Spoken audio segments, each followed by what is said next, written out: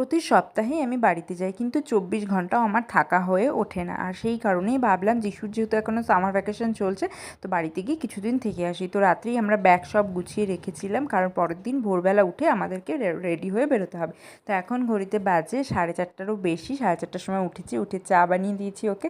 তারপরে আমরা রেডি হয়ে গিয়েছি। এখন যিশুকে তুলে রেডি করার পালা। আর যেহেতু যিশুকে বলে রেখেছিলাম যে ভোরবেলায় কিন্তু বেরোতে হবে, নাহলে কিন্তু বাবার ট্রেন লেট হয়ে যাবে, তো সেই কারণে যিশুও ফটাফট উঠে গিয়েছিল। আর তারপরে আমরা 3জনে মিলে বেরিয়ে পড়লাম বাড়িতে যাওয়ার উদ্দেশ্যে।